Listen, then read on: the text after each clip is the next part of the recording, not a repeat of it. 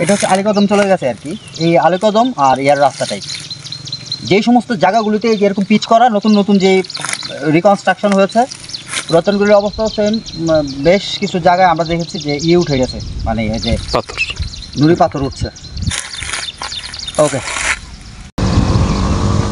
গত বছর যখন এই থানচিতে যখন এসেছিলাম, তখন থানচি থেকে এই ডিম পাহাড় হয়ে আলীকদম দিয়ে আমরা বেরিয়েছি, তখন এই রাস্তার অবস্থা অনেক অনেক খারাপ ছিল। সেই ভিডিও আমি আমার পেজে পাবলিশ করেছি, আপনারা দেখেছেন।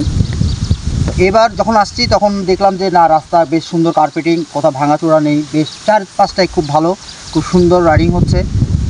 তো 2-3টে জায়গায় আমি যে কয়টা জিনিস নোটিস করেছি, সেটা হচ্ছে যে আমরা যখন বাইক পার্ক করি তখন এই রাস্তার মধ্যে পিচগুলি সহ এই সাইড স্ট্যান্ডটা ঢুকে গেছে অলরেডি।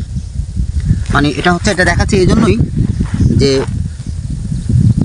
কাজের যে স্ট্যান্ডার্ড, যে কন্ডিশন, যে কোয়ালিটি, সেটা দেখানোর চেষ্টা করছি যে এই রাস্তাটা কতদিন টিকবে। যেহেতু এখানে পাহাড়ি পথ, এটাও সেম, একদম পুরো বসে গেছে, মানে এটা পুরো ভিতরে ঢুকে গেছে। আর এই যে ইয়াগুলো চলে আসছে, এই আলকাতরাগুলো উঠে যাচ্ছে, সব পিচগুলি উঠে যাচ্ছে। মানে অনেক অনেক বাজে কোয়ালিটির। যদিও রাস্তাটা দেখতে অনেক সুন্দর লাগছে, কিন্তু বেশি দিন টিকবে বলে আমার মনে হচ্ছে না। কারণ আরেকটা জিনিস দেখায় আপনাদেরকে, যে টাকা তো খরচ হয়েছে অবশ্যই। যে এই একটা কাঠের একটা শলা হালকা, এটি দিয়ে যখন আমি এখানে যখন খোঁচা দিচ্ছি, আলকাতরা উঠে আসছে।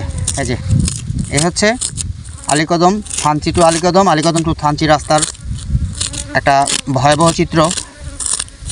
এই হচ্ছে অবস্থা, সব উঠেছে। শুধু একটা কাঠি দিয়ে হালকা একটু খোঁচা দিচ্ছি, এই ভিতরে মাটি চলে আসছে। এখন এই যে মাটি চলে আসছে, তাহলে এখানে কি পিচটা হলো? সব জায়গায় সেম অবস্থা, ঢুকে যাচ্ছে। মাঝখানে কী অবস্থা দেখি, মাঝখানেও তেমন ভালো না, এই যে উঠে যাচ্ছে। রাস্তার মাঝের অবস্থা দেখেন, এটা দিয়ে হালকা একটু খোঁচা দিলেই উঠে যাচ্ছে। তো এই হলো অবস্থা রাস্তার কনস্ট্রাকশন কাজের। যে রাস্তা করার জন্য কোটি কোটি টাকা বাজেট, ব্যয়, খরচ সবই হচ্ছে, কিন্তু